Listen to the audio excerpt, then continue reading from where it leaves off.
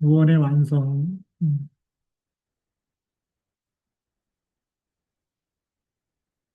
로마서 우리 10장 1절부터 15절까지 있는 말씀. 우리 다 같이 함께 봉독을 했습니다. 오늘 그 10장, 로마서 10장 1절에 보면 형제들아 내 마음에 원하는 바와 하나님께 구하는 바는 이스라엘을 위함이다. 곧 그들로 구원을 받게 함이라. 사실 로마서는 어디에다 쓴 겁니까? 로마에 있는 기독교인들에게 쓴 편지예요. 그런데 오늘 10장 1절에서는 10장 1절 말씀에서는 형제들아 내 마음에 원하는 바와 하나님께 구하는 바, 바울의 소원이 있어요. 마음에 원하는 것, 또 하나님께 원하는 구하는 그 기도 제목이 이스라엘을 위함이니 곧 그들로 구원을 받게 함이라. 바울을 제일 많이 핍박한 민족이 유대인입니다. 그렇죠? 그런데 그들을 미워하지 않고 구원받기를 위해서 늘 하나님께 기도하고 있었다. 거기에 하나님의 중요한 계획이 있는 거죠. 그래서 우리 바울 사도의 중심입니다. 그러니까 다른 말로 하면 전도자는 어떤 마음을 가져야 되는지 전도자의 중심.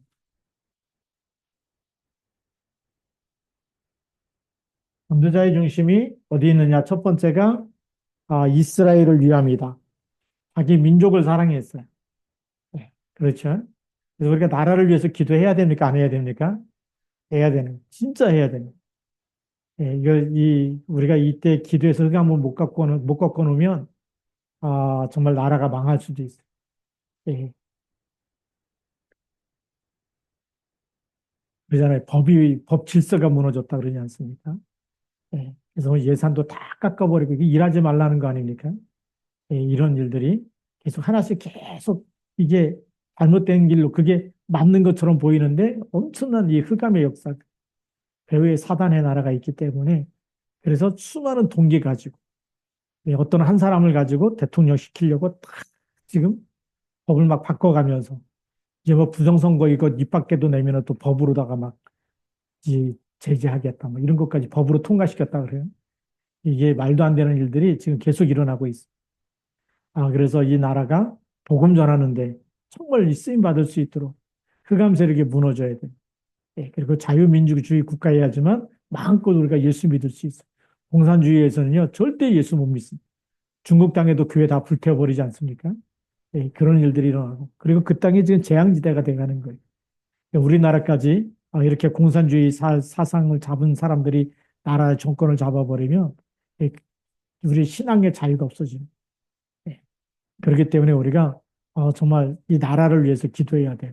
이 나라가 정말 그리스도 알고 흑암이 뭔지, 사단의 영, 마귀의 일이 뭔지 빠져나올 수 있도록.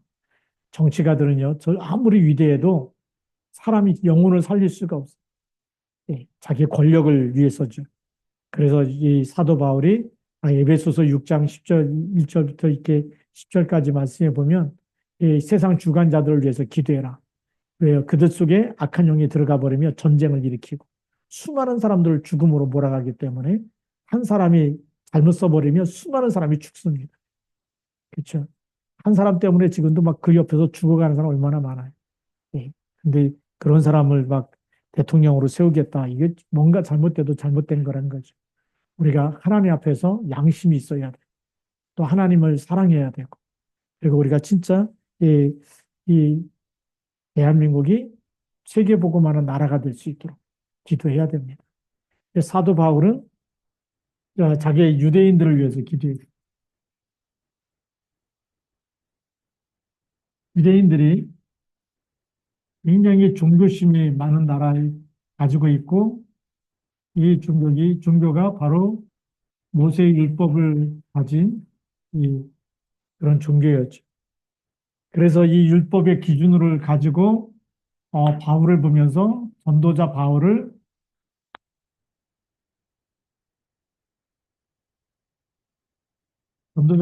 굉장히 많이 핍박한 민족이 또 유대인들입니다.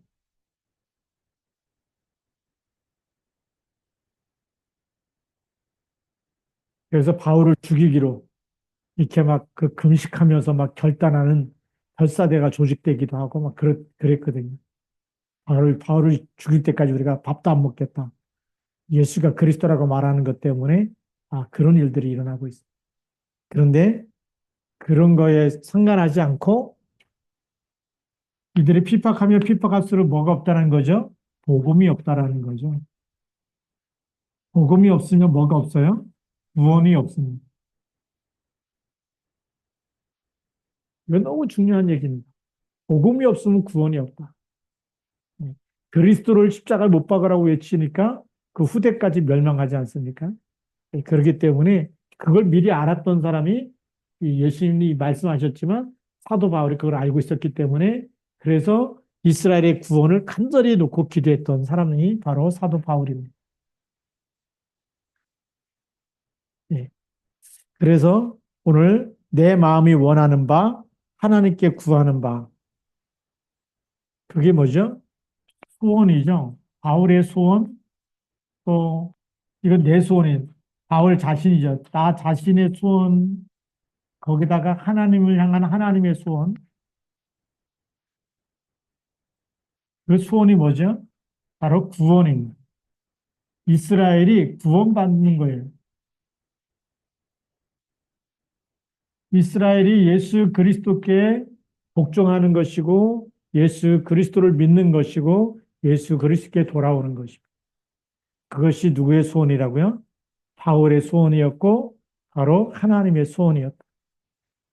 그래서 2절 말씀에 내가 증언하노니 그들이 하나님께 열심히 있으나 올바른 지식을 따른 것이 아니다. 그래서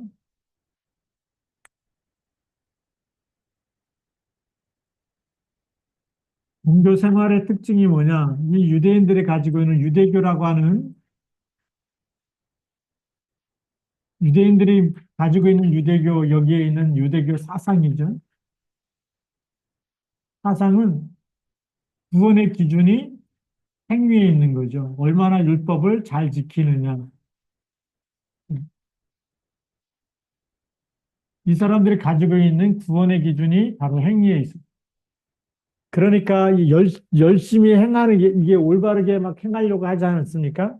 그쵸? 말씀을 지키려고 그러고 이게 많이 좋은 일을 행하고 말씀을 지키고 지켜내고 이렇게 그런 행위들이 구원의 기준이 됐기 때문에 당연히 열심히 할 수밖에 없는 거죠. 열심으로 이 율법, 이 행위를 지켜내려고 노력하는 겁니다.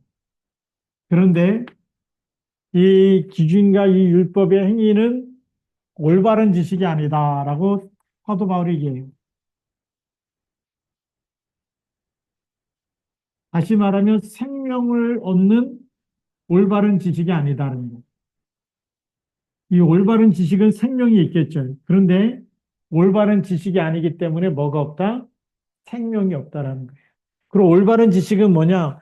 하나님이 우리에게 주신 여재우송. 이스라엘 백성들이 지금도 구약 성경을 믿거든요. 그런데 여재우손을 안 믿는다? 성경에 써 있는데 그분이 그리스도인데 그래서 구원 못 받는 거죠. 그러니까 바울이 굉장히 안타까워하면서 이스라엘이 구원에 이르도록 하나님께 기도했다는 거예요. 올바른 지식은 바로 예수가 그리스도라는 것을 바로 알고 믿는 겁니다. 그리스도 안에 영원한 생명이 있지 않습니까? 그래서 요한복음 1장 12절 영접할 때 하나님의 자녀가 되고 요한복음 3장 16절 하나님이 세상을 이처럼 사랑하사 독생자 그리스도를 주셨죠. 믿는 자마다 멸망하지 않고 영생을 얻는 것 그리스도를 그래서 제대로 알고 믿는 것이 올바른 지식인데 이 지식 그리스도를 죽이자고 얘기했기 때문에 이 율법을 지키지 않는다. 예수님도 와서 안식일을 지키지 않는다. 이래가지고 예수를 십자가에 죽여야 된다. 이렇게 한 거거든요. 근데 그리스도가 오신 목적이 죄 용서하기 위해서 하나님 만나는 길이 되게 하기 위해서 사단의 마귀의 사단의 머리를 깨뜨리기 위해서 오셨는데 이걸 모르는 거죠. 자, 그러면 이걸 모르고 사니까 이 올바른 지식을 빼버리면 뭘로 살아요? 율법의 지식 가지고 살 수밖에 없죠. 그래서 어떤 모습으로 사느냐 이 종교생활하는 사람들이 오늘 3절에 나와 있죠. 하나님의 의를 모르고 자기의 의를 세우려고 힘써 하나님의 의에 복종하지 아니한다. 누구 의를 세운다고요? 자기의 의를 세우는 거예요. 자기의 오를 의자죠. 자기의 의를 세우려고 하는 거예요. 뭘 가지고요? 율법을 가지고. 율법을 가지고 자기의 의를 세우려고 하는데 율법으로 의롭게 될 수 있어요, 없어요? 원죄가 있기 때문에 이 원죄는 율법으로 해결이 안 되는 거예요. 원죄가 있기 때문에 율법 가지고는 죄의 문제를 해결할 수가 없어요. 특히 원죄 문제가 해결하는 거예요. 그러니까 이 의를 내세워도 죄 문제 해결하지 못하면 구원에 이를 수가 없는 거죠. 아무리 의를 가지고 있어도 하나님의 영원한 생명을 율법을 통해서 얻을 수가 없는 것이죠. 하나님이 영원한 생명은 율법 속에 둔 것이 아니고 어디 속에 뒀어요? 그리스도 안에 주신 겁니다.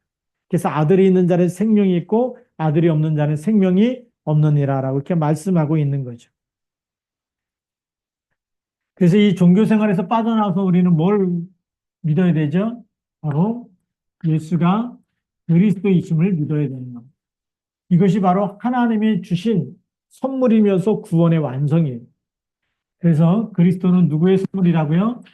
하나님의 선물이죠. 그래서 이걸 우리에게 은혜로 주신 것이고, 그리고 이거는 구원의 완성이에요.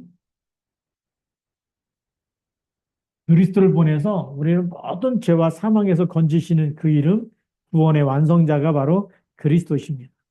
그래서 오늘 6절 말씀에 보면 이렇게 기록되어 있습니다. 믿음으로 말미암는 의인은 이같이 말하되 내 마음에 누가 하늘에 올라가겠느냐 하지 말라 하니 올라가겠다 함은 그리스도를 모셔 내리려는 것이다. 믿음으로 말미암는 의이죠. 믿음으로 말미암는 의를 가지고 있는 사람은 내가 의롭기 때문에 내가 하늘에 올라가겠다 이런 교만한 말을 하지 않는다는 거예요. 그럼 우리가 올라가 버리면 그리스도는 어디로 가? 내려와야 되는 거 아니냐. 그렇죠? 그럼 그리스도보다 더 높아진 것은 그거는 의의가 믿음의 의의가 아니라는 거죠. 또 7절에도 혹은 누가 무적에게 내려가겠느냐 하지 말라 하니 내려가겠느냐 함은 그리스도를 죽은 자 가운데서 모셔 올리는 것이라. 예. 우리가 우리의 의를 가지고 우리가 무적에게 내려가서 의를 행하겠다. 이것도 잘못된 것이라는 거죠. 그럼 어떻게 해야 되느냐? 오늘 4절 말씀에 보니까 그리스도는 모든 믿는 자에게 의를 이루기 위하여 율법의 마침이 되십니다. 율법의 마침이 된다. 율법의 마침이란 얘기는 모든 율법의 종지부를 찍었다라는 거죠. 종지부를 찍었다는 것은 뭐냐면 완성하셨다는 겁니다. 폐하는 것이 아니고 모든 율법의 마침, 완성을 누가 했느냐? 그리스도께서 오셔서 율법이 할 수 없는 구원, 생명.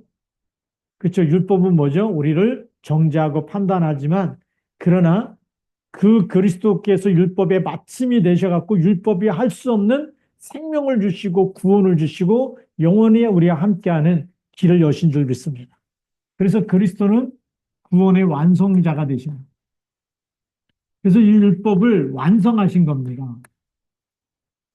그리스도께서 완성하셨기 때문에 진짜 그리스도로 충만해지는 사람, 그리스도로 모든 흑암과 자신과의 영적 싸움, 내 안에 있는 흑암망대를 무너뜨리고 여러분 가정과 가문에 있는 흑암 세력과 계속 싸우는 사람에게는 하나님의 나라가 임하고 생명이 역사하고 거기는 구원의 축복이 임하는 줄 믿습니다. 이런 엄청난 비밀이 그리스도의 완성을 통해서 이루어집니다. 그래서 진짜 그리스도 복음화가 되어지면 우리 안에 마귀가 주는 나쁜 생각이 떠나는 게 정상이에요. 안 나는 게 정상이에요. 그렇죠. 그래서 24 성령 충만함을 달라고 그리스도 이름으로 성령 충만 달라고 기도해야 됩니다. 왜? 이미 다 완성했기 때문에 이제 우리는 뭘 누려야 되느냐? 우리는 모든 죄와 사망의 법에서 어떻게 했어요? 해방이 됐어요. 그리고 마귀의 일, 마귀의 일은 지금도 우리에게 슬픈 생각, 그 다음에 나쁜 생각, 틀린 생각, 그 다음에 수많은 상처, 불신앙, 원망, 뭐 이런 모든 등등의 마귀의 일을 결박할 수 있는 마귀의 일을 멸하시고 여기서 우리를 건져냈기 때문에 우리가 여기에 잡혀 있는 것, 노예 포로로 잡혀 있는 것은 그거는 하나님의 원하는 일이 아니에요. 복음화가 된 게 아니에요. 그래서 나에게 조금이라도 슬프고 힘들고 막 무기력해지고 막 좌절하고 싶고 죽고 싶고 막 이렇게 막 상처가 돼갖고 원망이 되고 불신앙이 나온다. 다 끝내신 그리스도 이름 가지고 어떻게 되죠? 싸워야 되는 거예요. 영적 싸움을 싸우고 성령 충만 달라고 기도하면은 그 시간에 그리스도 완성하신 그리스도 이름을 부를 때 이 모든 것을 완전히 깨뜨리신 분이 누구죠? 그리스도기 때문에 우리에게 힘을 주시는 겁니다. 그걸 우리는 보좌의 능력이라 그러죠. 더 쉬운 말로 하면 성령 충만함을 주십니다. 하나님의 성령이 역사해 버리면 우리에게는 모든 불행과 고통과 저주와 재앙과 질병과 슬픈 생각과 상처와 원망과 불평이 눈 녹듯이 사라지는 거예요. 요셉을 보니까 우리 창세기 지금 새벽기도 계속 하는데 창세기 요셉의 여정을 쭉 그 요셉이 언약의 여정을 간 거 보니까 노예로 갔을 때도 여호와께서 함께 하시고 또 감옥에 들어가죠. 누명쓰고 감옥에 들어가서 장관들의 꿈을 해석하고 또 정말 이렇게 잘 되는 관직이 잘 풀리는 장관에게 나가면 나를 기억해 달라 그러는데 나가자마자 요셉을 잊었다라고 성경 얘기 돼요. 은혜를 베풀어도 은혜를 잊어버리니까 그러니까 전부 다 하나님의 절대 계획이 있는 겁니다. 그러다가 바로 왕이 불러서 네가 꿈을 잘 해석하냐? 그럴 때 내가 아니라 여호와께서 성령 충만하니까요. 왕이 꿈을 가지고 그냥 어떻게 하죠? 하나님이 주신 지혜로 다 그래서 하나님께서 왕에게 이 꿈을 꾸게 하셨습니다. 그래서 이제 총리가 되지 않습니까? 총리가 되는데 바로 왕이 이 제사장의 딸을 이제 뭘로 주죠? 요셉의 아내로 줍니다. 그래서 거기서 므낫세와 에브라임이 태어나는 거죠. 예. 그래서 므낫세를 낳으면서 무슨 얘기냐면 므낫세를 낳으면서 하나님이 애굽 땅에 있었던 모든 아버지 집에 있는 모든 수고를 다 잊게 하셨다라. 상처가 치유돼 버립니다. 하나님께서 이 성령 충만함을 주시고 은혜를 베푸시고 축복을 누리다 보니까 그 상처를 다 치유된 상태에서 누굴 만나죠? 형들을 만나는 거예요. 형들을 마음의 치유가 안 됐는데 형들 만났다? 가만 안 두죠. 아마 다 죽였을 것 같아요. 감옥에 집어넣고 그 권세 가지고 얼마든지 사람 목숨을 파리 목숨처럼 그렇게 왔다 갔다 할 수 있는 그런 권세를 가지고 있는데 그런 이 총리가 치유받고 나니까 형들이 왔는데 형들을 오히려 테스트하지 않습니다. 정말 베냐민을 사랑하는지. 그래서 베냐민을 데리고 여기 다 정탐꾼이다 그래갖고 베냐민 데려와야지 정탐꾼 시몬을 가둬놓고 다 올려보냈다가 다시 베냐민 데리고 오니까 베냐민 자리에 다시 은잔을 집어넣고 내 걸 훔쳐갔다. 베냐민을 딱 잡아오니까 형들이 버리고 가야 되는데 옛날 같으면 어떻게 하죠? 자기도 노예로 팔아버렸잖아요. 미워가지고. 그 베냐민도 자기 친동생이 맞다면 버리고 가야 되는데 어떻게 하죠? 다 옷을 찢으면서 성으로 돌아와서 예. 그러면서 베냐민 대신에 자기들이 종이 되겠다. 근데 유다가 나서서 뭐라고 얘기하죠? 내가 종이 될 테니까 베냐민과 우리 형제들을 다 돌려보내달라. 그렇게까지 얘기하는. 그래서 그렇게 형들이 동생을 사랑하는 걸 보면서 상처가 치유된 거 보면서 자기 옆에 있는 관리들을 다 떠나가게 하고 요셉이 엉엉 울면서 내가 누구라고요? 당신들이 판 요셉이다라고 얘기하는. 형들이 너무 놀라가지고 말을 충격받아갖고 말을 못하는 겁니다. 너무 충격이 되면 말이 안 나오죠.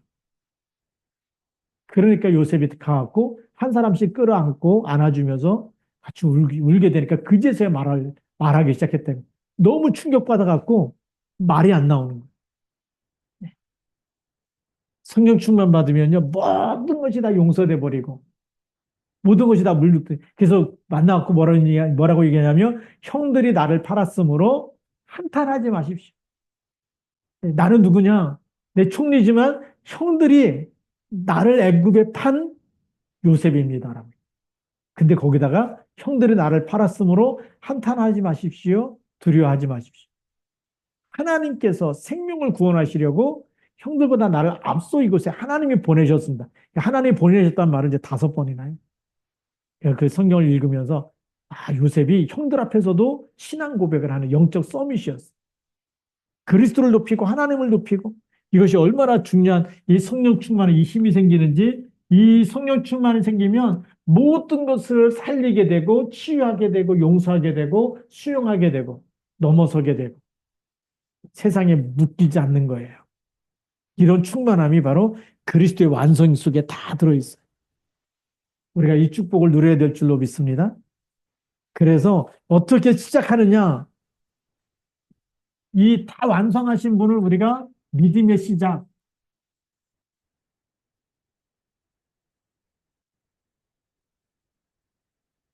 아주 사도 바울은요, 이 구원의 여정을 너무나 잘 우리에게 설명하고 있어요.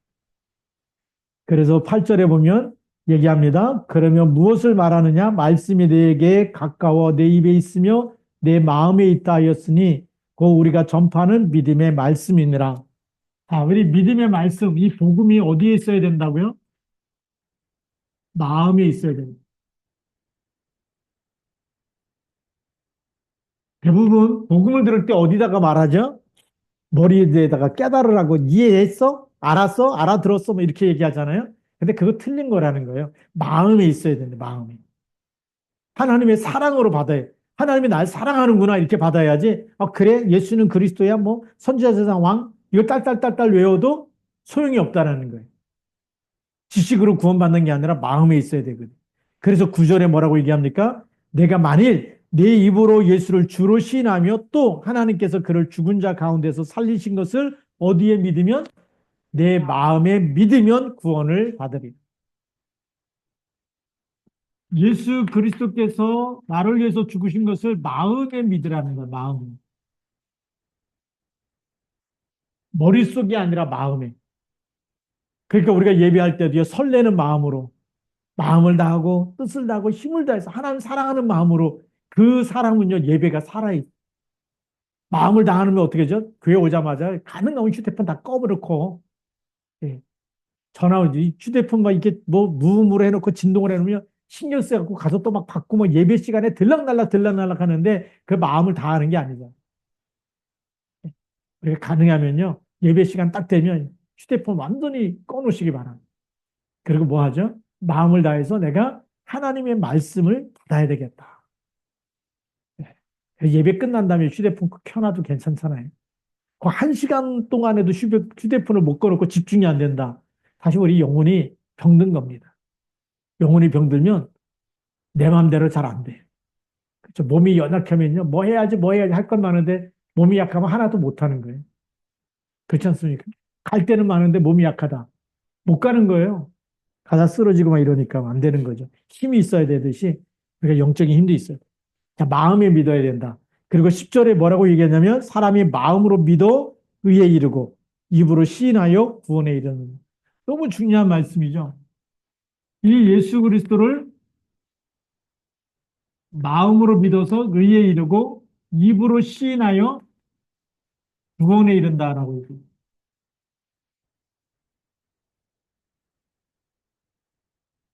그래서 예수님 어디 있느냐라고 물어보는 거죠. 영접하고 나면 어디 있다 그래요? 마음속에 있다라고 입으로 시인하고 마음속에 있다라고 이렇게 얘기하죠. 그 사람은 구원에 이른 사람 맞거든요. 근데 믿지 않은 사람은요. 거짓말도 할 수 있는데 그거는 자기 마음이 알아요. 양심이 아는 거예요. 진짜 믿었다면 행복한 거예요. 네. 그래서 마음에 믿어야 된다. 그래서 11절에 성경에 이르되 누구든지 그를 믿는 자는 부끄러움을 당하지 아니하리라. 믿는 자는 뭘 당하지 않는다고요?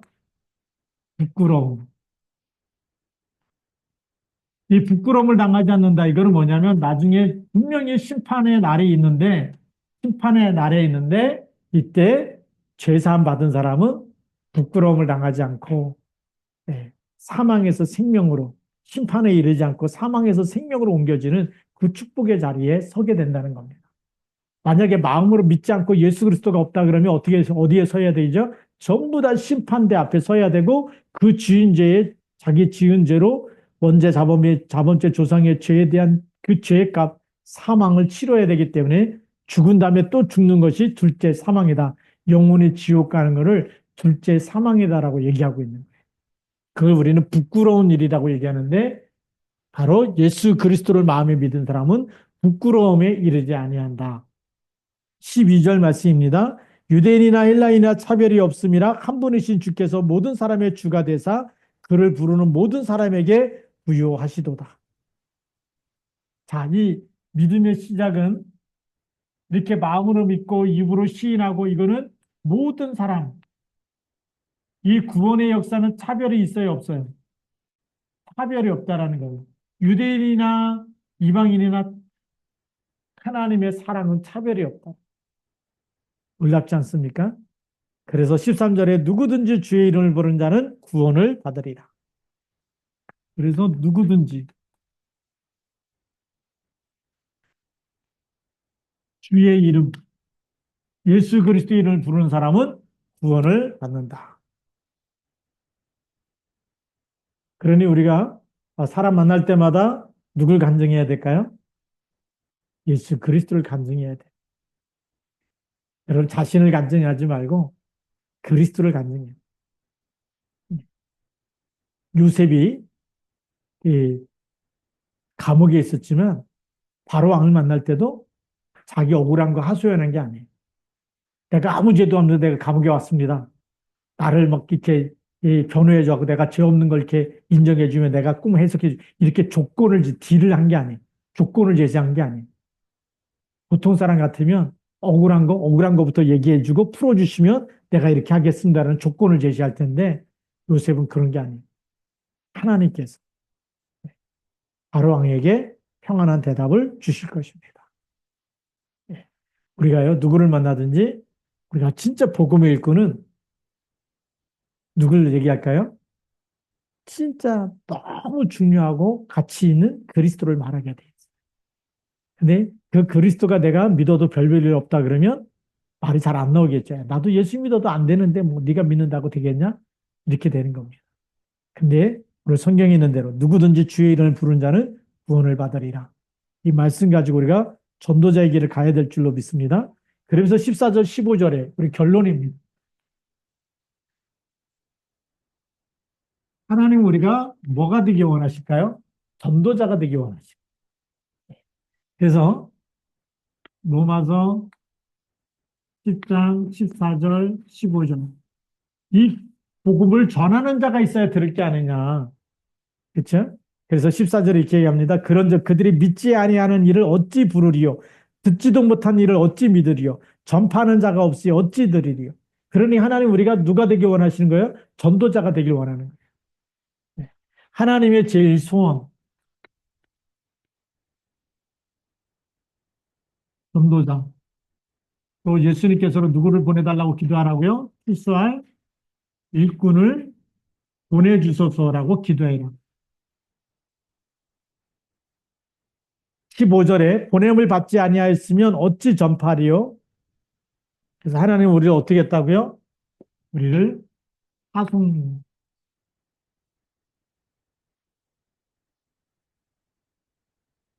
파송하는데 안 가니까 하나님이 전쟁이 나게 하시고 막 또 포로가 되게 하시고 해서 흩어진 자로 파송하는 겁니다. 흩어진 자는 못 깨달았을 때 하나님이 억지로 보내는 거예요. 이스라엘 망하게 해서라도 로마 복음 하시는 거예요. 흩어지게 만드셔서. 근데 미리 가면 뭐가 되죠? 미리 가면 선교사로 가는 겁니다. 그래서 우리는 흩어진 자로 가지 말고 현장 선교사로 가시기 바랍니다. 아멘을 안 하시는데. 네. 현장 선교사. 우리가 업을 갖고 있다라면 그 업이 뭐죠? 전문의 선교사가 돼야 돼요.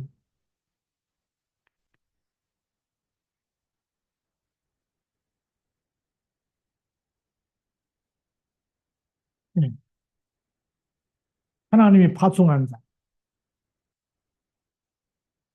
그래서 우리가 이걸 못 깨달으면 하나님이 못 깨달으면 어떻게 뭘로 보낸다고요? 노예로. 때로는 포로로, 그 다음에 속국으로 이렇게 흩어지게 하셔서 가면 얼마나 힘들고 아픔이 많아요.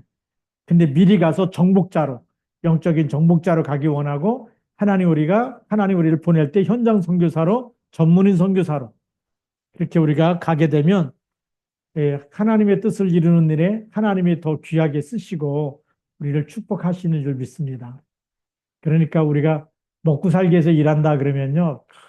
요한복음 6장 31절, 32절 무엇을 먹을까 마실까 계속 이방인들이 구하는 거기에 같이 불신자고 거짓말도 해야 되고 막 그, 그 경쟁해야 되고 이 기동답 없이 살아가려면 얼마나 수고하고 무거운 이 짐, 스트레스를 받으면서 살아갈 수밖에 없잖아요.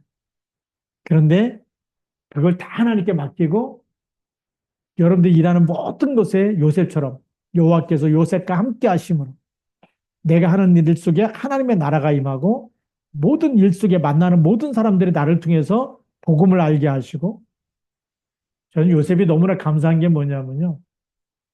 이 창세기를 이렇게 쭉 하면서 보니까 요셉이 자기 종들한테 자기 집에 있는 종들이죠.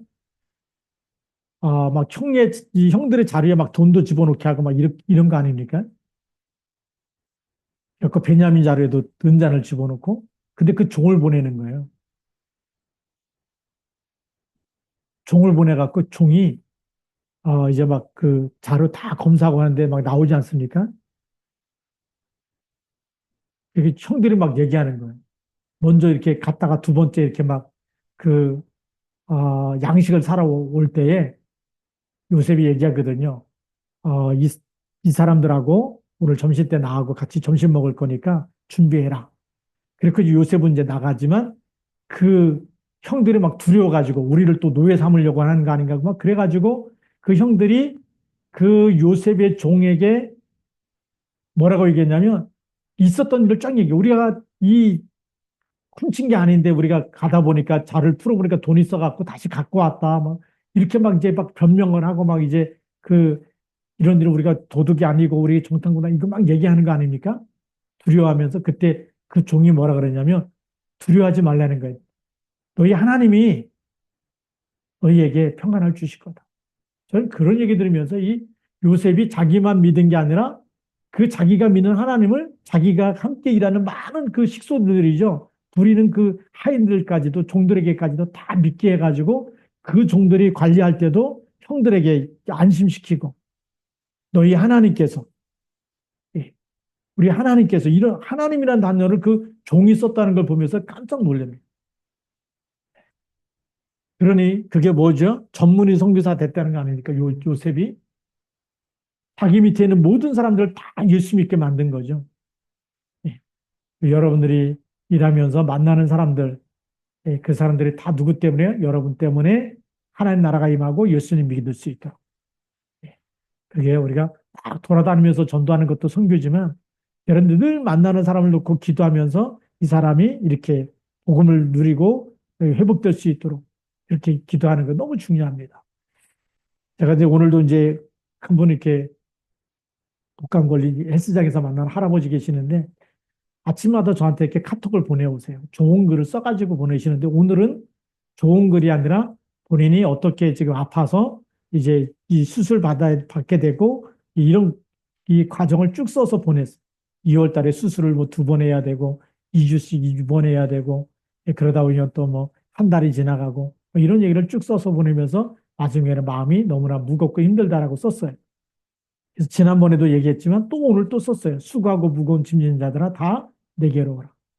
예수님께 맡기고 예수님을 믿으면 정말 우리의 짐이 가볍고 그리고 편안하게 될 것이고. 그걸 쭉 써서 보냈더니 오늘 헬스장에 오셔갖고 한번 가봅시다 이러더라고요. 수고하고 무거운 짐진 자. 그분이 자기 입에서 이 성경 말씀을 얘기하는 거예요. 저희 제 옆에다 수고하고 무거운 짐진 자들아 맞다고 믿으면 되는데 한번 가봅시다 이러더라고요. 그래서 이제 마음이 많이 열리고 있구나. 네. 그래서 만날 때마다 그분이 막 힘들고 어려운 얘기하면 저는 말씀에서 답을 가지고 계속 성경에서 찾아서 이렇게 오늘 쓰고 전달하고 하는데 그런 응답도 우리가 보게 되고요.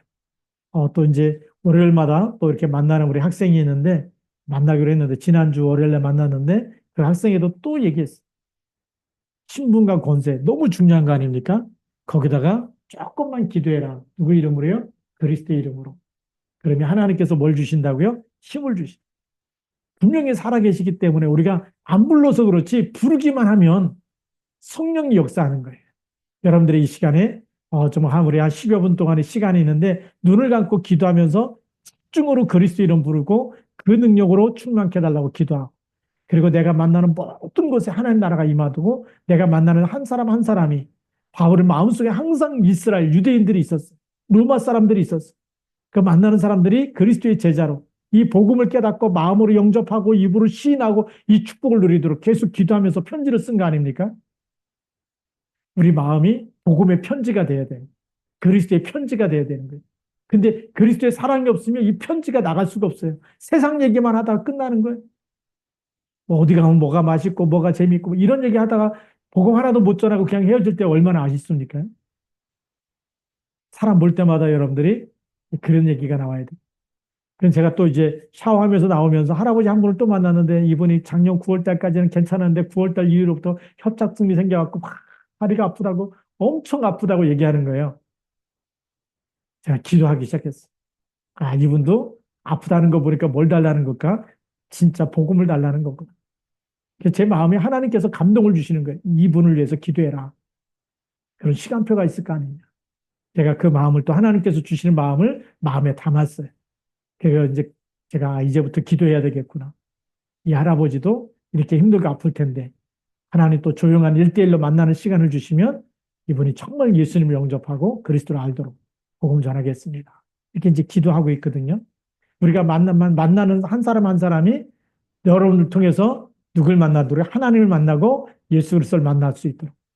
그래서 그리스도의 사도로 우리가 그리스도의 편지로 그리스도의 제자로 그렇게 쓰임 받기를 하나님이 원하시는 줄 믿습니다. 그래서 복음 전하는 이 전도자들의 발걸음이 너무나 아름답다는 거예요. 하나님 보실 때 최고 아름다운 사람이 뭐냐? 얼굴이 잘생긴 사람도 아니고 착한 사람도 아니고 복음 전하는 전도자의 발걸음. 하나님의 심부름하는 이런 사람들이 하나님 볼 때 가장 아름다운 사람이다라는 거죠. 여러분들이 많이 가졌든 못 가졌든 많이 배웠든 못 배웠든 하나님 보시기에 가장 아름다운 사람 복음이 일꾼 되기를 주님의 이름으로 축복합니다. 기도하시겠습니다. 살아계신 하나님 아버지 감사합니다. 오늘도 이 복음의 말씀을 듣고 하나님께서 우리에게 주신 이 구원의 완성 그리스도를 통해서 다 끝내놓으셨고 그래서 아들이 있는 자는 생명이 있는데 하나님 마음으로 믿고 입으로 시인하기만 하면 되는 이 일을 하나님 우리에게 맡기셨사오니 오늘도 저희들이 정말 하나님 보시기에 가장 아름다운 사람 복음을 전하는 전도자 되게 하여 주시고 흩어진 자로 또 이제는 파송받은 사람으로 이제 현장 선교사로 전문인 선교사로 쓰임 받도록 주님 축복하여 주옵소서. 이 밤도 기도하는 시간에 병든 자를 치유하여 주시고 연약한 자에게 세임을 주시며 무능한 자에게 하나님의 능력을 더하여 주옵소서. 성령의 충만함으로 역사하여 주옵소서. 우리 주 예수 그리스도의 이름으로 감사하며 기도드립니다. 아멘.